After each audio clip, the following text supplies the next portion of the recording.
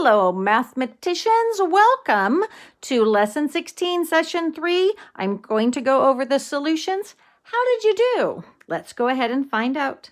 Now, you'll make sure you've read through the example so you know what I'm talking about when I go to answer some of these questions.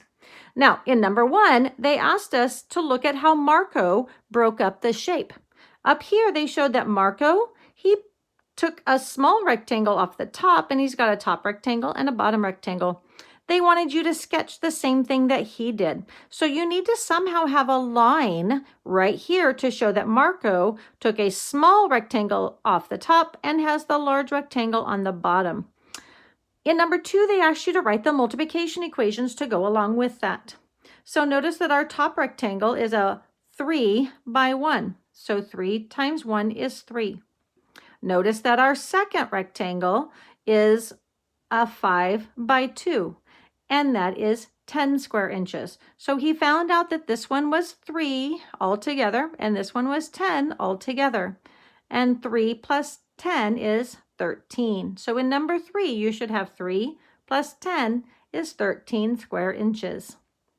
Now, you had to do some thinking in number 4, because in number 4, they said that Sarah breaks the shape into 2 rectangles in a different way. So you can't count it like Renata, and you can't break it up like Marco did. You have to do something different. So in order to do something different, we have to cut off the side rectangle, which is actually a square. So you should have sketched that you broke it right here into 2 different rectangles. Now, just like Marco's, we're going to find the area of the first rectangle and the area of the second rectangle. So this is the first rectangle. I'm going to label it number 1. Number 1 is number 1 here. 3 inches by 3 inches, because notice it's a square. 3 inches by 3 inches is 9 square inches. And then this is rectangle number 2. And a rectangle number 2, it is also a square. It is a 2 by 2. 2 times 2 is 4 square inches. And then to find the total area, because that's what they wanted, total area, I had to add rectangle number 1 plus rectangle number 2 to get the total area of 13 square inches.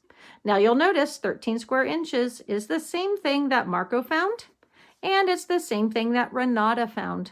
So 3 different ways to find the area of this non-rectangular shape. Okay, let's turn the paper over. Okay, in number 5, you should have gotten 10 square inches. So the reason it's 10 square inches is they asked you to shade in the 5 by 2. So notice that this is 5 and this is 2. So I'm going to color it right here. You should have shaded in this piece right here. This is the 5 inches by 2 inches. 5 inches by 2 inches. Now remember, I told you, you can mix these up. You can say that that is 2 times 5, and you can say that it is 5 times 2. Either one works. Okay, I wrote it up there. Sorry, there it is. So I have 2 times 5 is 10 square inches. Then they asked you the area that's not shaded. Since this is 2 and this is 1, 2 times 1 is 2. So if this one is 10, I know it's hard to see, this one's 10 and this one's 2, what's the total area? It is 12 square inches. Is that what you got? If not, then pause the video, look at what I did, and go back and make your changes. Okay, in number 8, they wanted you to draw a line to break shape A into 2 rectangles. Now, since they said 2 rectangles, there was only one way to do this. Now, I want you to think about this. Did you get 16 square meters? If you did, you got it right. If not, this is how I did it. I cut it into 2 rectangles, and look, I even labeled them. This is rectangle 1, and this is rectangle 2. In rectangle 1, my length and my width are 2 and 3. So 2 times 3 is 6. In rectangle 2, I noticed that my length is 5. Now notice this is the entire length of 5. And then my width is 2. So 5 times 2 is 10. So if this one is 10 and this one is 6, when you add them together, you get 16. 6 plus 10 is 16 square meters. Okay, in number 9, they wanted you to draw lines to break shape B into 3 rectangles. You can do that. So notice that I came over to my shape and I looked for how can I cut this into 3 pieces. And I noticed that I could take off the 2 little sides. So I drew a line here and I drew a line here. Did you get 16 square centimeters? Well, meters. You should have, because we already knew that it was that up here. But let's go ahead and look at how I did it. This is rectangle 1, this is rectangle 2, and this is rectangle 3. Now, rectangle 1 has a length of 1 and a width of 2. Or you could say a length of 2 and a width of 1. You can say them either way because of commutative property. So I have 1 times 2 is 2. There's rectangle 1. Rectangle 2. Notice in rectangle 2, again, I couldn't use 5 because 5 is this entire distance, and my second rectangle only goes from here to here. So I actually have to look at the number up there. So hopefully you found the 3 as the length at the top here. So I did 3 times, what is my width? I had to do some adding. I noticed that this length right here, from right here to right here, is 2. And then this height, this width, is also 2. So 2 plus 2 is 4. This one got a little tricky. So I have a length of 3 and a width of 4. So 3 times 4 is 12. If you need to, pause and look at how I did that again, because you're going to have to do that on some of your next problems. And then number 3. Well, if you're thinking like a mathematician, your first rectangle is just like your third rectangle. So you can actually use what you know from rectangle 1. I have a length of 1 and a width of 2. 1 times 2 is 2. Now I'm not done. I found that this area is 2 and this one is 12. I'm going to box them if they're areas. And this one is also 2. So how do I find the total area? 2 plus 12 plus 2 is 16 square meters. Again, if you want to make sure you understand, if you have to, pause the video and watch it again. Okay, number 10. Number 10 asked us to do this 2 different ways. So I've started the first way, and then we'll do the second way together. In the first way, I noticed that I could use this tall rectangle over here at the top, and so I have a top rectangle and a bottom rectangle. So in my top rectangle, I'm going to call this the top. This one's the top. I'm going to write really light because we'll erase it when we have to do it a second time. So for my top rectangle, I notice that I have a width of 5 and a length of 3. 3 times 5 is 15. So I wrote that over here. The top rectangle, 3 times 5 is 15. Now in my diagram here, my second rectangle is my bottom one, right? It's the bottom rectangle. So I'm going to label that the bottom rectangle. My bottom rectangle has a length of 8 and a width of 3.